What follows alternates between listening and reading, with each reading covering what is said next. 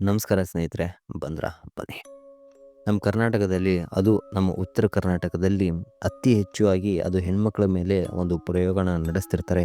ಅದು ಬಹಳ ವಿಚಿತ್ರ ಆಗಿರುವಂಥ ಪ್ರಯೋಗ. ಆ ಪ್ರಯೋಗ ಯಾರ ಮೇಲೆ ಆಗಿರುತ್ತಲ್ಲ, ಅವರ ಮನೆಯಲ್ಲಿ ಶಾಂತಿ ಅನ್ನೋದೇ ಇರಲ್ಲ. ಯಾವಾಗ್ಲೂ ಕೋಪ, ಅಸೂಯೆ, ಜಗಳ, ಸಣ್ಣ ಸಣ್ಣ ವಿಷಯಕ್ಕೂ ಜಗಳ. ಸೊ ಒಬ್ರಿಗೊಬ್ರು ಆಗ್ತಿರಲ್ಲ. ಆ ಥರ ಒಂದು ದೊಡ್ಡ ಪರಿಸ್ಥಿತಿ ಅವರ ಮನೆಯಲ್ಲಿ ನಡೀತಾ ಇರುತ್ತೆ. ಈ ಕತೆ ನಡೆದಿದ್ದು 15 ವರ್ಷಗಳ ಕೆಳಗೆ ಚಿತ್ರದುರ್ಗದಲ್ಲಿ ಒಂದು ಸಣ್ಣ ಹಳ್ಳಿ ಇತ್ತು. ಅಲ್ಲಿ ಶ್ರುತಿ ಅನ್ನೋಳು ಒಬ್ಳು ಹುಡುಗಿ ಇದ್ಲು. ಇವಳು ಶಾಲೆಯಲ್ಲಿ ತುಂಬಾ ಹುಷಾರಾಗಿದ್ಲು. ಅಂದ್ರೆ ತುಂಬಾ ಓದ್ತಾ ಇದ್ಲು. ಎಲ್ಲ ಆಕ್ಟಿವಿಟಿಯಲ್ಲಿ ತುಂಬಾ ಖುಷಿಯಿಂದ ಮಾಡ್ತಿದ್ಲು. ಎಲ್ಲದರಲ್ಲಿ ಮೊದಲಿದ್ಲು. ಸೊ ಇದನ್ನೆಲ್ಲ ನೋಡಿದ ಆ ಊರಿನ ಜನರು ಇವಳ ಮೇಲೆ ತುಂಬಾ ಒಂದು ಒಳ್ಳೆ ಆಗಿರುವಂಥ ಅಭಿಪ್ರಾಯನ ಇವಳ ಮೇಲೆ ಇಟ್ಟಿದ್ರು. ಇವಳು ಆ ಹಳ್ಳಿಗೆ ಒಂದು ಮಾದರಿ ಥರ ಆಗಿದ್ಲು. ಈ ಥರ ಪ್ರಯೋಗಗಳು ಮನೆಗಿನ ಹೊರಗಡೆ ಇರುವಂಥ ಜನರು ಬೇರೆಯವ್ರ ಮೇಲೆ ಮಾಡಿಸಿರ್ತಾರ. ಆದರೆ ಈ ಕಥೆಯಲ್ಲಿ ಸ್ವಂತ ಅವರ ರಕ್ತ ಸಂಬಂಧಿಕರೇ ಇವಳ ಮೇಲೆ ಒಂದು ಭಾನುಮತಿ ಪ್ರಯೋಗವನ್ನ ಮಾಡಿಸಿರ್ತಾರೆ. ಸೊ ಈ ಪ್ರಯೋಗ ತುಂಬಾ ಶಕ್ತಿಶಾಲಿಯಾಗಿರುವಂಥ ಪ್ರಯೋಗ. ಯಾರಾದರೂ ಮನೆಯಲ್ಲಿ ಈ ಥರ ಒಂದು ಪ್ರಯೋಗನ ಮಾಡಿಸಿರ್ತಾರೆ ಅಂದರೆ ಅವರ ಮನೆ ತುಂಬಾ ಸ್ಮಶಾನವಾಗಿರುತ್ತೆ. ಆ ರೇಂಜಿಗೆ ನಡುಕ ಶುರು ಆಗಿರುತ್ತೆ. ಶ್ರುತಿ ತುಂಬಾ ಜಾಣೆ ಆಗಿದ್ಲು. ಹೈಸ್ಕೂಲು, PU ಕಾಲೇಜು ಎಲ್ಲ ಮುಗಿಸಿ ಒಂದು ಡಿಗ್ರಿ ಕಾಲೇಜಿಗೆ ಕಾಲಿಟ್ಟಿದ್ಲು. ಇವಳು ಒಬ್ಬಳೇ ಜಾಸ್ತಿ ಅಡ್ಡಾಡ್ತಿರೋದ್ರಿಂದ ಅವರ ಮನೆಯಲ್ಲಿ ಅವರಪ್ಪ ಒಂದು ಕೀಪ್ಯಾಡ್ ಫೋನನ್ನು ಕೊಡಿಸಿದ್ರು. ಹೊಸದಾಗಿ ಫೋನ್ ಕೊಡಿಸಿದ್ರು. ಅದನ್ನೇ ಇಟ್ಕೊಂಡು ಶ್ರುತಿ ಮನೆಯಿಂದ ಕಾಲೇಜಿಂದ ಮನೆಗೆ ಓಡಾಡ್ತಾ ಇದ್ಲು. ಒಂದು ದಿನ ಬೆಳಗ್ಗೆ ಶ್ರುತಿಗೆ ಒಂದು ಕಾಲ್ ಬರುತ್ತೆ. ಆ ಕಾಲಲ್ಲಿ ವಿಚಿತ್ರ ಆಗಿರುವಂಥ ಒಂದು ಮಂತ್ರನ ಹೇಳ್ತಿರ್ತಾರೆ. ಹಾಗೆ ಏನೋ ಒಂದು ಬೈತಿರೋ ಹಾಗೆ ಒಂದು ಕರ್ಕರ ಶಬ್ದ, ಯಾರೋ ಒಬ್ಬ ಹೆಂಗಸು ಬೈತಿರೋ ಹಾಗೆ ಒಂದು ಶಬ್ದನ ಬರುತ್ತಿರುತ್ತೆ. ಅದನ್ನೆಲ್ಲ ಕೇಳಿ ಶ್ರುತಿ ಫುಲ್ಲು ಬೆವ್ತು ನಡುಗ್ತಾ ಇರ್ತಾಳೆ. ಅದನ್ನೆಲ್ಲ ಕಂಡು ಅವ್ರ ಅಮ್ಮ ಇವಳು ಯಾಕೆ ಈ ಥರ ನಡುಗ್ತಿದ್ದಾಳೆ ಅಂತೇಳಿ ಅವಳನ್ನು ಒಂದು ಕಡೆ ಕುಂಡ್ರಿಸ್ಬಿಟ್ಟು ಸಮಾಧಾನ ಮಾಡ್ತಾಳೆ. ಅವಾಗ ಶ್ರುತಿ ಅವ್ರ ಅಮ್ಮಗೆ ಹೇಳ್ತಾಳೆ, ಅಮ್ಮ ಫೋನಲ್ಲಿ ಯಾರೋ ತುಂಬ ಬೈತಿದ್ರು, ಏನೋ ಒಂದು ಮಂತ್ರನ ಹೇಳ್ತಿದ್ರು, ನನಗೆ ತುಂಬ ಭಯ ಆಯಿತು, ಅದರಿಂದ ನಾನು ಈ ಥರ ಬೆವಿತಿದ್ದೀನಿ ಅಂತ ಹೇಳಿ. ಹೌದಾ, ನೀನು ಹೊಸ ಫೋನ್ ತೊಗೊಂಡಿದೆಯಲ್ಲ, ನಿನ್ನ ಫ್ರೆಂಡ್ಸ್ ಯಾರೋ ನಿನ್ನ ಮೇಲೆ ನಿನಗೆ ಫ್ರ್ಯಾಂಕ್ ಮಾಡ್ತಿರ್ಬೇಕು, ಹಾಗೆ ಹೀಗೆ ಅಂತೇಳಿ ಶ್ರುತಿಗೆ ಸಮಾಧಾನನ ಮಾಡ್ತಾರೆ. ಆದರೆ ಶ್ರುತಿಗೆ ಗೊತ್ತಿಲ್ಲ ಇಲ್ಲಿಂದಾನೇ ಅವಳಿಗೆ ನರಕ ಶುರು ಆಗ್ತಿದೆ ಅಂತೇಳಿ. ಶ್ರುತಿ ರಾತ್ರಿ ಮಲಗಿರ್ಬೇಕಾದ್ರೆ ಅವಳ ಕನಸಲ್ಲಿ ಯಾರೋ ಒಬ್ಬ ಹೆಂಗಸು ಕಪ್ಪಟ್ಟೆನ ಹಾಕೊಂಡು ವಿಚಿತ್ರ ಆಗಿರುವಂತ ಮುಖ, ಇವಳು ಕರೀತಾ ಇರ್ತಾಳೆ, ಬಾ ಬಾ ಹೊರಗ್ ಬಾ, ಹೋಗೋಣ ಬಾ ಅಂತೇಳಿ ಕರೀತಾ ಇರ್ತಾಳೆ. ಸಡನ್ಲಿ ಈ ಶ್ರುತಿ ಆ ನಿದ್ದೆಯಿಂದ ಎದ್ಬಿಟ್ಟು ನೋಡ್ತಾಳೆ, ಒಂದು ಹೆಂಗಸು ಅವಳ ಮುಂದೆನೆ ಕೂತಿರ್ತಾಳೆ. ಅದನ್ನೆಲ್ಲ ನೋಡಿದ ಶ್ರುತಿ ಜೋರಾಗಿ ಕಿರ್ಚ್ಬೇಕಂತ ಅಂತಿರ್ತಾಳೆ. ಬಟ್ ಅವಳ ಬಾಯಿಂದ ಧ್ವನಿನೇ ಬರಲ್ಲ. ಸ್ಲಿಪ್ ಪ್ಯಾರಲೈಸಿಸ್ ಅಂತಾರಲ್ಲ, ಸೊ ಆ ಥರ ಇವಳಿಗೆ ಒಂದು ಆಗಿರುತ್ತೆ. ತುಂಬ ಕಿರ್ಚಾಡ್ತಾಳೆ, ಏನೇ ಮಾಡ್ತಾರೆ, ಆದರೆ ಧ್ವನಿನೇ ಆಚೆ ಬರ್ತಿರಲ್ಲ. ಒಂದು 10 ನಿಮಿಷ ಆದಮೇಲೆ ಇವಳಿಗೆ ಅದರಿಂದ ಹೊರಗೆ ಬರ್ತಾಳೆ. ಇವಳು ಶ್ರುತಿ ಅಮ್ಮನ ಹತ್ರ ಹೋಗ್ತಾಳೆ.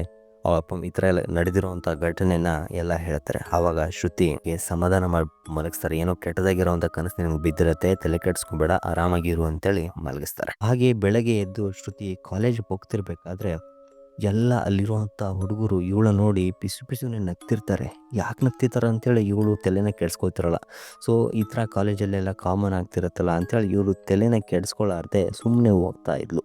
ಸೊ ಕ್ಲಾಸ್ ರೂಮ್ ಹತ್ರ ಬರೋಣ, ಅವಳ ಫ್ರೆಂಡು ಇವಳ ಹತ್ರ ಬಂದುಬಿಟ್ಟು ಅವಳು ಹಾಕೊಂಡಿರುವಂತಹ ವೇಲನ್ನು ಇವಳಿಗೆ ಮುಚ್ತಾಳೆ. ಇವಳಿಗೆ ಶಾಕ್ ಆಗ್ತಿರತ್ತೆ, ಯಾಕೆ ಇವಳು ಈ ಥರ ಮಾಡ್ತಿದ್ದಾಳೆ ಅಂತೇಳಿ. ಆವಾಗ ಅವಳ ಫ್ರೆಂಡ್ ಹೇಳ್ತಾಳೆ, ನಿನಗೆ ಅಂದರೆ ಮಂತ್ಲಿ ಸೈಕಲ್ ಆಗಿದೆ ಇವಾಗ, ನಿನಗೆ ಗೊತ್ತಾಗಲ್ವಾ, ಈ ಟೈಮಲ್ಲಿ ಕಾಲೇಜಿಗೆಲ್ಲ ಬಂದಿದೆಯಲ್ಲ ಅಂತೇಳಿ ಬೈತಾಳೆ. ಆದರೆ ಶ್ರುತಿಗೆ ಶಾಕಿಂಗ್ ಏನಪ್ಪ ಅಂದರೆ 5 ದಿನಗಳ ಹಿಂದೆಯೇ ಮಂತ್ಲಿ ಪೀರಿಯಡ್ ಆಗಿರುತ್ತೆ. ಬಟ್ ಇವತ್ತು ಕೂಡ ಅದೇ ಆಗಿದೆ ಅಂದರೆ ಅವಳಿಗೆ ತುಂಬ ಶಾಕ್ ಆಗಿರುತ್ತೆ. ಹಾಗೆ ಟೀಚರ್ ಪರ್ಮಿಷನನ್ನು ತಗೊಂಡು ಮನೆಗೆ ಹೋಗ್ತಾಳೆ. ತುಂಬ ಹೊಟ್ಟೆ ನೋವ್ತಿರುತ್ತೆ ಅವಳಿಗೆ, ಒದ್ದಾಡ್ತಾ ಇರ್ತಾಳೆ. ಅದನ್ನೆಲ್ಲ ಕಂಡು ಅವ್ರ ಅಪ್ಪ ಅಮ್ಮ ಒಂದು ಹಾಸ್ಪಿಟ್ಲಿಗೆ 1 ವಾರಗಳ ಕಾಲ ಒಂದು ಅಡ್ಮಿಟನ್ನು ಮಾಡ್ತಾಳೆ. ಅಲ್ಲಿ ಶ್ರುತಿ ತುಂಬ ನರಕವಾಸನ ಅನುಭವಿಸ್ತಿರ್ತಾಳೆ. ಸೊ ರಾತ್ರಿ ಇಡೀ ನಿದ್ದೆ ಇಲ್ಲ, ಹೊಟ್ಟೆ ನೋವು, ತುಂಬ ಒಂದು ಕಷ್ಟನ ಪಡ್ತಿರ್ತಾಳೆ. ಸೊ 1 ವಾರ ಆದಮೇಲೆ ಮತ್ತೆ ಮನೆಗೆ ಬರ್ತಾಳೆ. ಸ್ವಲ್ಪ ನಾರ್ಮಲ್ ಆಗಿರೋ ಥರ ಆಗಿರುತ್ತೆ, ಬಟ್ ಅದು ನಾರ್ಮಲ್ ಆಗಿರಲ್ಲ, ಮತ್ತೆ ಶುರು ಆಗ್ತಾ ಇರುತ್ತೆ. ಅದು ಆದಮೇಲೆ ಶ್ರುತಿ ಮತ್ತೆ ಬೆಳಗ್ಗೆ ಎದ್ದ ತಕ್ಷಣ ಹಲ್ಲುಜ್ಬೇಕಂತೇಳಿ ಮುಂದೆ ನಿಂತು ಹಲ್ಲುಜ್ತಿರ್ತಾಳೆ. ಆದರೆ ಅವಳ ಬಾಯಿಂದ 2 ಹಲ್ಲು ಕಿತ್ತು ಬರುತ್ತೆ.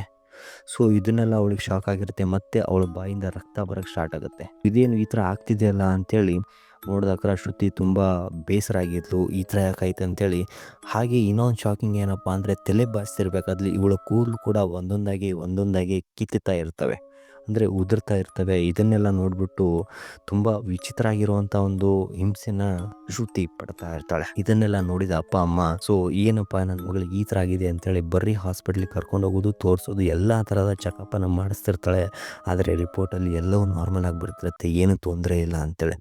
ಅಪ್ಪ ಅಮ್ಮಗೆ ಒಂದು ಕಡೆಯಿಂದ ಟೆನ್ಷನ್ ಆದರೆ, ಇವಳಿಗೆ ಅಪ್ಪ ಅಮ್ಮ ಪಡ್ತಿರುವಂಥ ಕಷ್ಟ ನೋಡೋಕ್ಕಾಗ್ಲಾರ್ದೆ ಅವ್ರು ಪಡ್ತಿರುವಂಥ ಯಾವುದೇ ಥರ ಎಲ್ಲ ಥರದ ಕಷ್ಟಗಳನ್ನು ಅಪ್ಪ ಅಮ್ಮನ ಮುಂದೆ ಹೇಳ್ತಾ ಇರಲಿಲ್ಲ. ಎಲ್ಲವೂ ತಾನಾಗೆ ಆ ಕಷ್ಟಗಳನ್ನೆಲ್ಲ ಅನುಭವಿಸ್ತಾ ಇದ್ಲು. ಸೊ ಒಂದು ದಿನ ಏನಾಯ್ತು ಅಂದ್ರೆ, ಶ್ರುತಿ ಒಬ್ಳೇ ಇರ್ತಾಳೆ ಮನೆಯಲ್ಲಿ. ಇದನ್ನೆಲ್ಲ ನೋಡ್ಬಿಟ್ಟು ಅವಳ ಫ್ರೆಂಡ್ಸು ಯಾಕೆ ಶ್ರುತಿ ಕಾಲೇಜಿಗೆ ಬರ್ತಿಲ್ಲ ಅಂತೇಳಿ ಅವ್ರ ಫ್ರೆಂಡ್ಸ್ ಎಲ್ಲ ಇವಳಿಗೆ ಮಾತಾಡ್ಸ್ಬೇಕಂತೇಳಿ ಅವಳ ಮನೆಗೆ ಬರ್ತಾರೆ. ಅವಳಿಗೆ ನಡೀತಿರುವಂಥ ಎಲ್ಲ ಘಟನೆನ ಎಕ್ಸ್ಪ್ಲೇನ್ ಮಾಡ್ತಾಳೆ. ರಾತ್ರಿ ಯಾರೋ ಬರ್ತಾರೆ, ವಿಚಿತ್ರ ಆಗಿರುವಂಥ ಹೆಂಗಸು, ವಿಚಿತ್ರ ಆಗಿರುವಂಥ ಮುಖ, ಏನೋ ಬಾಪ ಅಂತ ಕರೀತಿರ್ತಾರೆ, ನನ್ನ ಕಿರ್ಕಿರಾಗಿರುವಂಥ ಶಬ್ದ, ಯಾರೋ ನಗ್ತಿರುವಂಥ ಶಬ್ದ, ಇವೆಲ್ಲ ಅನುಭವ ಆಗ್ತಿರುತ್ತೆ ನನಗೆ, ಏನು ಮಾಡಲಿ ಅಂತೇಳಿ. ಅವಾಗ ಅವ್ರ ಫ್ರೆಂಡ್ಸ್ ಎಲ್ಲ ಹೇಳ್ತಾಳೆ, ನೀನು ಜಾಸ್ತಿ ಓದೋದ ಕಡೆ ಗಮನ ಕೊಡ್ತಿದ್ಯಾ, ಆದ್ದರಿಂದ ಈ ಥರ ಎಲ್ಲ ಆಗ್ತಿದೆ ನಿನಗೆ, ಹಾಗೆ ಹೀಗೆ ಅಂತೇಳಿ ಅವರು ಕೂಡ ಜಾಸ್ತಿ ಅವಳಿಗೆ ಸಮಾಧಾನ ಮಾಡಿಬಿಟ್ಟು ಹೋಗ್ತಾರೆ. ಅವಳ ಫ್ರೆಂಡ್ಸ್ ಬರ್ತಿರ್ಬೇಕಾದ್ರೆ ಒಂದು ಸ್ವೀಟ್ಸ್ ಬಾಕ್ಸನ್ನು ತಂದು ಕೊಟ್ಟಿರ್ತಾರೆ. ಅವಳ ಫ್ರೆಂಡ್ಸ್ ಎಲ್ಲ ಹೋದ್ಮೇಲೆ ಶ್ರುತಿ ಆ ಸ್ವೀಟ್ ಬಾಕ್ಸನ್ನು ನೋಡ್ತಾಳೆ. ಹಬ್ಬ, ಎಷ್ಟೋ ದಿನಗಳಾದಮೇಲೆ ಈ ಥರ ಒಂದು ಸ್ವೀಟ್ಸ್ ಇದಾರಲ್ಲ ದಿನಾನ ಅಂತೇಳಿ ಆ ಬಾಕ್ಸ್ನ ಓಪನ್ ಮಾಡಿ ನೋಡ್ತಾರೆ. ಆ ಬಾಕ್ಸ್ ಫುಲ್ಲು ಹುಳ ಆಗಿರುತ್ತೆ, ಆ ಸ್ವೀಟ್ ಬಾಕ್ಸ್ ಫುಲ್ಲು ಹುಳ ಆಗಿರುತ್ತೆ.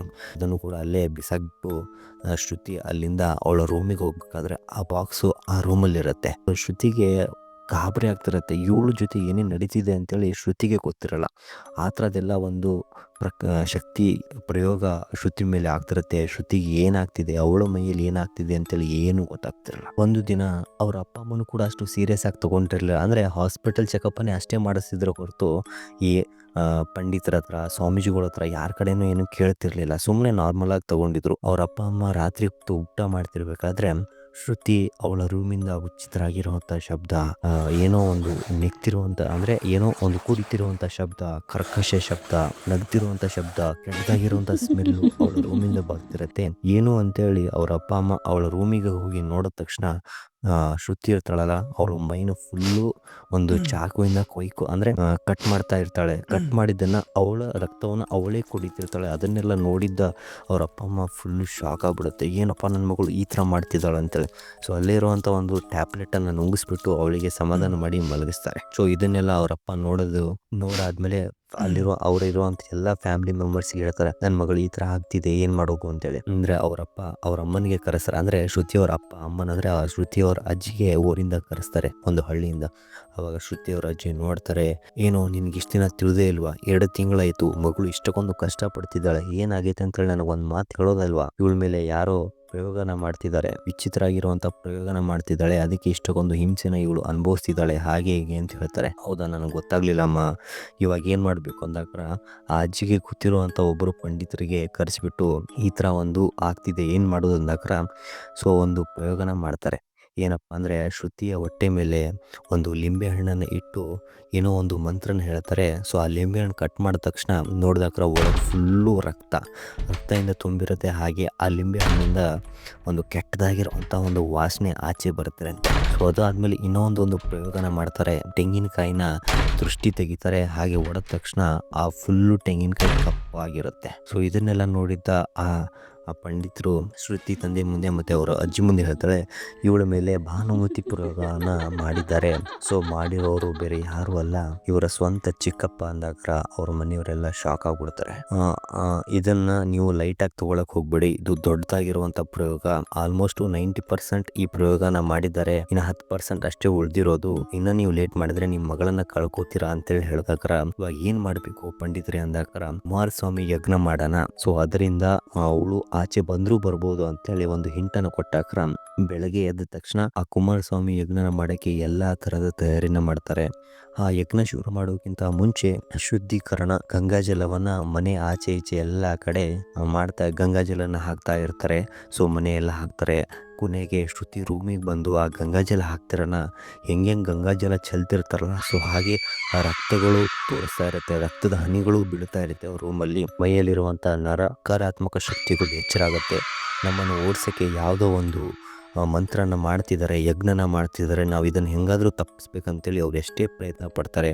ಶ್ರುತಿನ ಎಲೆನ ಗೋಡೆ ಗುದ್ದೋ ಥರ ಮಾಡ್ತಿರ್ತಾರೆ. ಅಲ್ಲಿರುವಂಥ ಪಂಡಿತರು ಅವಳಿನ ಅವರ ಬೆಡ್ ಮೇಲೆ ಕಟ್ಟಾಕಿ ಈ ಯಜ್ಞನ ಶುರು ಮಾಡ್ತಾರೆ. ಇವೆಲ್ಲ ಯಜ್ಞ ಮಾಡಿದ್ಮೇಲೆ ಸರ್ಪ ಮಂಡಲ ಅಂತೇಳಿ ಒಂದು ಯಜ್ಞನ ಶುರು ಮಾಡ್ತಾಳೆ. ಸೊ ಇದರಿಂದ ಬರೀ ಸರ್ಪ ದೋಷ ತೆಗಿಯಕ್ಕೆ ಅಷ್ಟೇ ಮಾಡಲ್ಲ. ಸೊ ಇದನ್ನ ಈ ಥರ ಒಂದು ಭಾನುಮತಿ ಪ್ರಯೋಗ ಕೂಡ ತೆಗಿಯೋಕ್ಕೆ ಕೂಡ ಸರ್ಪ ಮಂಡಲ ಆಗಿರುವಂಥ ಇದನ್ನು ಕೂಡ ಪ್ರಯೋಗನ ಮಾಡ್ತಾರೆ. ಸೊ ಇದರಿಂದ ಕೂಡ ಆಚೆ ಬರೋದು ಅಂತೇಳಿ. ಆಮೇಲೆ ದುರ್ಗಾ ಪೂಜೆಯಲ್ಲಿ ಹೇಗೆ ಟಮಟೆನ ಬಾರಿಸ್ತಾರಲ್ಲ, ಸೊ ಅದನ್ನೆಲ್ಲ ಸೌಂಡನ್ನು ಬಳಸ್ಬಿಟ್ಟು ಈ ಒಂದು ಭಾನುಮತಿ ಪಡಿಸ್ಬೇಕಂತೇಳಿ ಮಾಡ್ತಾರೆ.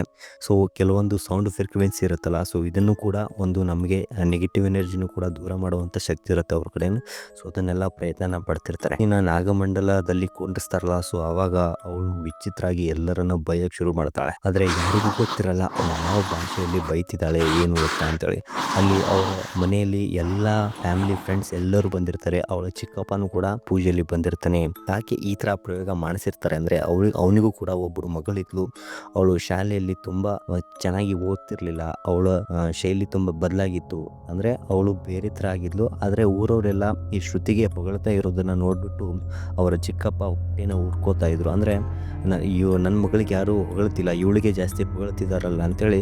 ಸೊ ಇದನ್ನೆಲ್ಲ ನೋಡಿಬಿಟ್ಟು ಹೊಟ್ಟೆ ಉರ್ಕೋತಾ ಸೊ ಇವಳ ಮೇಲೆ ಭಾನುಮತಿ ಒಂದು ಪ್ರಯೋಗನ ಮಾಡಿಸಿರ್ತಾರೆ. ಸೊ ಅದನ್ನೆಲ್ಲ ಮಾಡಿಸ್ತಾ ಕೊನೆಗೆ ಆ ಪ್ರಯೋಗ ಶುರು ಆಗುತ್ತೆ. ನಕಾರಾತ್ಮಕ ಶಕ್ತಿಗಳು ಎಷ್ಟೇ ಪ್ರಯತ್ನ ಪಟ್ಟರು ಕೂಡ ಈ ಕುಮಾರಸ್ವಾಮಿ ಯಜ್ಞನ ನಿಂದಿರಿಸ್ಬೇಕಂತೇಳಿ ಪ್ರಯತ್ನ ಪಡ್ತಾರೆ. ಬಟ್ ಅದು ಆಗಲ್ಲ. ಆ ಪಂಡಿತರು ಮುಂದೆ ಒರೆಸ್ತಾ ಇರ್ತಾರೆ. ಸೊ ಏನೋ ಒಂದು ಫೈನಲಿ ಆ ಪೂಜೆ ಮುಗಿಯೋಕ್ಕೆ ಬರುತ್ತೆ. ಆವಾಗ ಈ ಶ್ರುತಿ ಬಾಯಿಂದ ಹೊರಗೆ ಬರುತ್ತೆ. ಆವಾಗ ಶ್ರುತಿ ಸಮಾಧಾನ ಜೋರಾಗಿ ಕಿರ್ಚಿಬಿಟ್ಟು ಸಮಾಧಾನದಿಂದ ಮಲ್ಕೊಂಡ್ಬಿಡ್ತಾಳೆ.